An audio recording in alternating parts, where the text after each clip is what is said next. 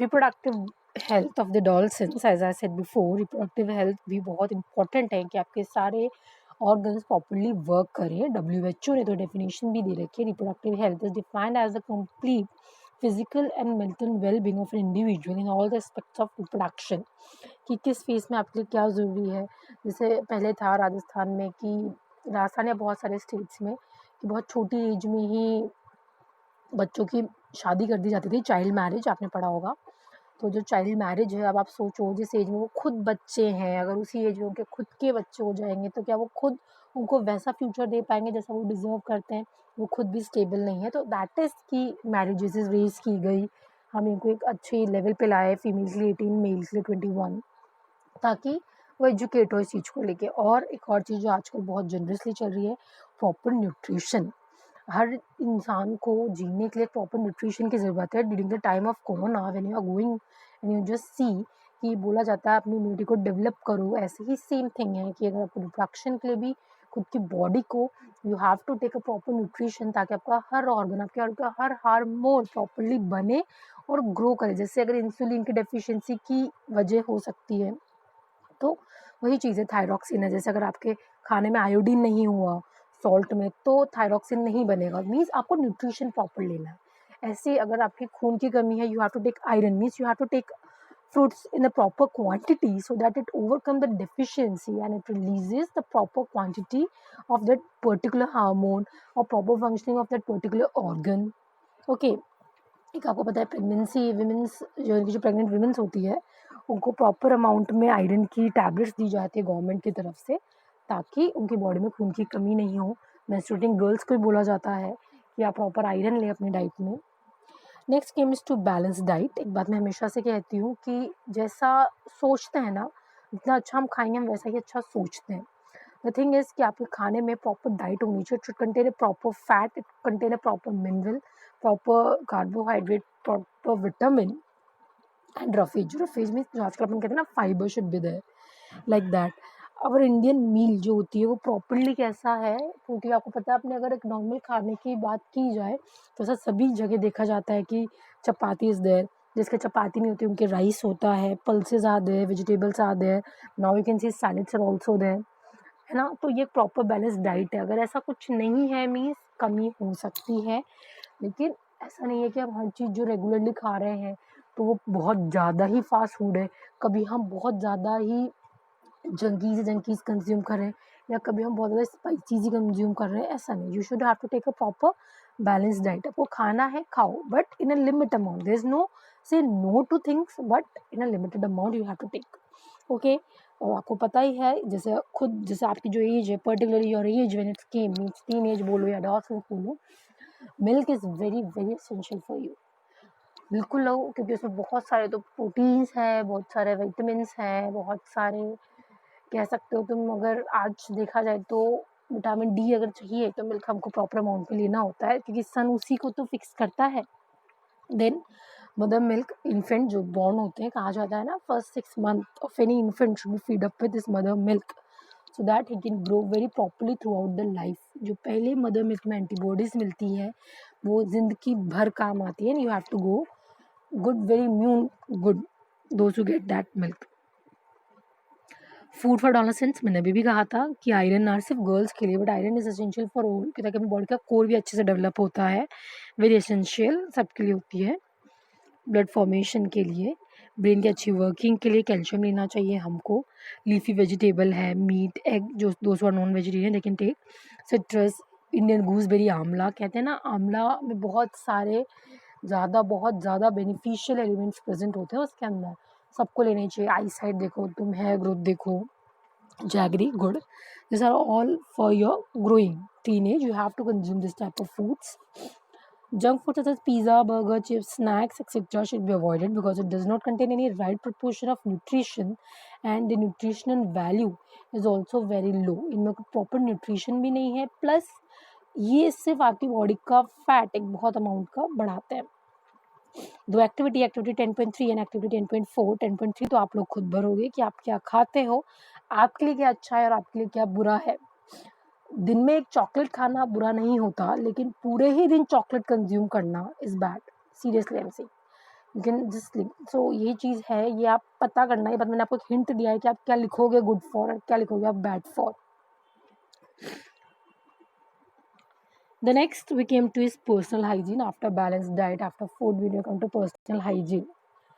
सब लोग I think noble corona virus की रेगुलर प्रिकॉशंस को आई थिंक सभी देख रहे हैं।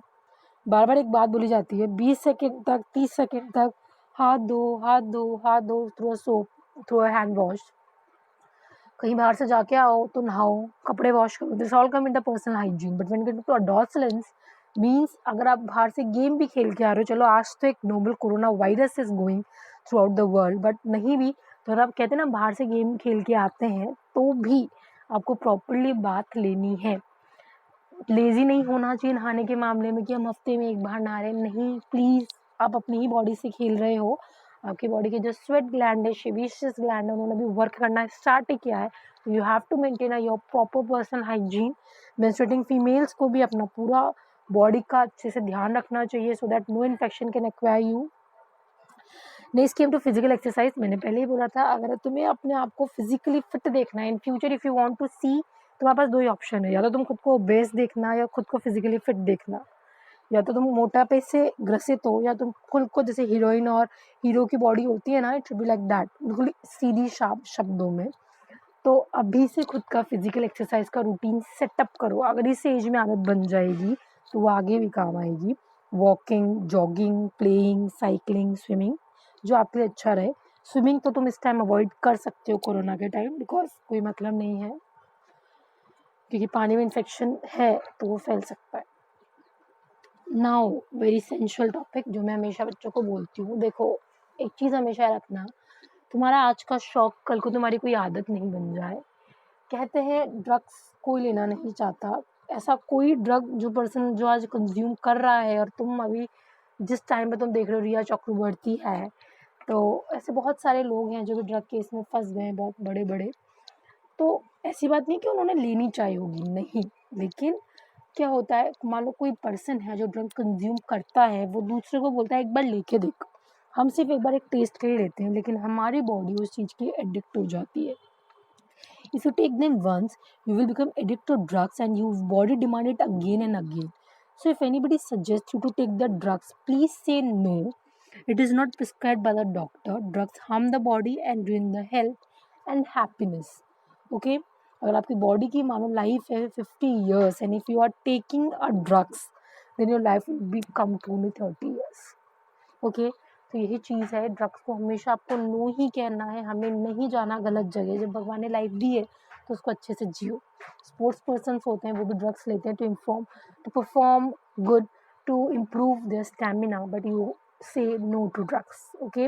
आपको ये पता है स्पोर्ट्स पर्सन के लिए भी कितना गलत है, ठीक है? तो ड्रग्स आपको नहीं लेनी है, चाहे वजह कुछ भी हो, नो तुम्हें कहना है, स्टार्ट करना है, तब जाके तुम तुम्हारी बॉडी को यस कहोगे। Otherwise if once you start consumption, चाहे स्मोकिंग हो चाहे ड्रिंकिंग हो, you all have to start saying no first from your side, then आपका ब्रेन कहेगा। मैं पहले ही बोल रही हूँ, मैंने कहा था पहले एडोलसेंस चैप्टर स्टार्ट करने से पहले, जितना ये पीरियड है उससे ज़्यादा ये प्रोसेस है। तुम आज जैसा सोचोगे वैसा तुम कल खुद को कंस्ट्रक्ट करोगे। Next is HIV। बहुत ही कह सकते हो जिसको हो गई, देयर इज नो रेमेडी, मतलब सही नहीं किया जा सकता, इसका बचाव ही इसका उपाय है। HIV AIDS acquired immunodeficiency syndrome caused by virus HIV, human immunovirus. It attack on our immune system, as a result अपना इम्यून सिस्टम बहुत ज़्यादा वीक हो जाता है। जो वायरस है एक पर्सन से दूसरे पर्सन से ट्रांसफ़र होता है बाय सिरिंज और नीडल। कैसे होता है, मानो कोई ड्रग एडिक्ट पर्सन है, उसने ड्रग का फुल इंजेक्शन भरा। अब फुल इंजेक्शन तो कोई पर्सन कंज्यूम नहीं कर सकता, उसकी इमीडिएट डेथ हो जाती है, तो उसने थोड़ा सा खुद लगाया और उसी इंजेक्शन से दूसरे दोस्त को भी लगा रहा है। तो अगर उसकी बॉडी में HIV वायरस है ना, तो वो पक्का दूसरे की बॉडी में भी जाएगा, और एक बार अगर HIV हो गया then there is no cure, उसको मरना ही है, चाहे वो 1 हफ्ते बाद मरे, चाहे वो 1 साल बाद मरे, चाहे वो 10 साल बाद मरे, but death is fixed on the day when he got the HIV infection. ये जो HIV वायरस है ये इन्फेक्टेड मदर से भी जाता है उनके बेबी में through her milk, but generally ऐसा होता है कि पहले ही HIV टेस्ट हो जाता है, ठीक है। ये आप हमेशा रखना, जब अपन कोई भी हॉस्पिटल में एडमिट वगैरह होते हैं ना, चाहे छोटी इंजरी हो चाहे बड़ी, मीन छोटी बीमारी हो या बड़ी बीमारी, तो HIV टेस्ट वहीं हो जाता है ताकि आगे इसका स्प्रेड ही नहीं हो, ठीक है। ब्लड ट्रांसफ्यूजन में भी चेक किया जाता है कि कोई पर्सन HIV पॉजिटिव तो नहीं है, ठीक है। प्रिकॉशन, कभी भी हमको यूज़ सिरिंजेस एंड निडल नहीं लगानी चाहिए, अवॉइड करना होता है इनका रीयूज़। ब्लड ट्रांसफ्यूजन भी देखते टाइम हमेशा रजिस्टर्ड ब्लड बैंक से लेना चाहिए, और देखा भी जाता है, टेस्टिंग भी की जाती है कि HIV का इन्फेक्शन तो नहीं है। ब्रेस्ट फीडिंग कभी भी इन्फेक्टेड मदर से नहीं की जाती, मतलब ब्रेस्ट फीडिंग इन्फेक्टेड मदर से नहीं ली जाती, मतलब या इन्फेक्टेड मदर से, मतलब जो मदर अगर HIV पॉजिटिव है तो उनसे कभी भी ब्रेस्ट फीडिंग अलाउड नहीं किया जाता है by scientist, by doctors. The next we came to science bit. ये बहुत ज़रूरी है, मैं समझती हूँ अगर आज की जनरेशन इन चीज़ों को पढ़े तो वो इस टेबूस को, इस मिथ को ख़त्म कर सकती है। तो देखते हैं, ये बहुत मिथ और टेबूस थे जो बहुत पुराने टाइम से चलते आ रहे थे। फर्स्ट जो मैंने बहुत अच्छे से पढ़ाया था कि एक माँ रिस्पॉन्सिबल होती है कि उसके वॉम्ब में, उसकी कोख में कौन सा बच्चा मतलब जन्म ले चुका है या पल रहा है। तो मैंने अभी बताया था, it's not the mother, it's the father who decide the fate and sex of the child. वो मैंने बताई थी आपको बात, तो वही चीज़ है कि मदर रिस्पॉन्सिबल नहीं होती। कभी बातें सुनो तो इन चीज़ों को ख़त्म करने की कोशिश करना। सेकेंड, मेंस्ट्रुएटिंग गर्ल्स को ऐसा बोला जाता है कि उनको किचन में नहीं जाना। पहले के ज़माने में ऐसा इसलिए बोला जाता था क्योंकि पहले के ज़माने में जो फीमेल्स थी ना, वो हद से ज़्यादा टफ वर्क करती थी, क्योंकि पहले इतनी फैसिलिटीज़ नहीं थी, कुएं से जाके पानी लेके आती थी। सीढ़ियाँ भी, जैसे आज तो लिफ्ट वगैरह है, पहले वो सीढ़ियों से जाया करती थी।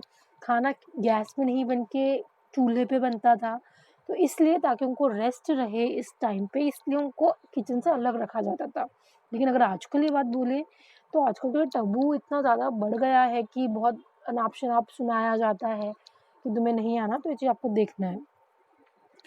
ऐसा बोला जाता है अगर गर्ल्स किसी बॉय को देखा है, बहुत ही फुलिश चीज़ है जो मैं खुद, मतलब मुझे बोलने में भी अजीब सा लग रहा है। If a girls will get boy during menstruation तो इट बिकम प्रेग्नेंट, जबकि ऐसा नहीं है, हमने पूरा प्रोसेस पढ़ा है, ऐसा नहीं होता, ठीक है। तो it's all the myth and Tabu, ये आपको ख़त्म करना है, ओके। आज की जनरेशन चाहे तो ख़त्म कर सकती है, कहते हैं ना आज की जनरेशन खुद ट्रेंड सेटअप करती है। You are the child of advance era, so develop yourself in that way. इन पे तुम्हें तो कभी ट्रस्ट नहीं करना, that's it. Go through the keywords, okay.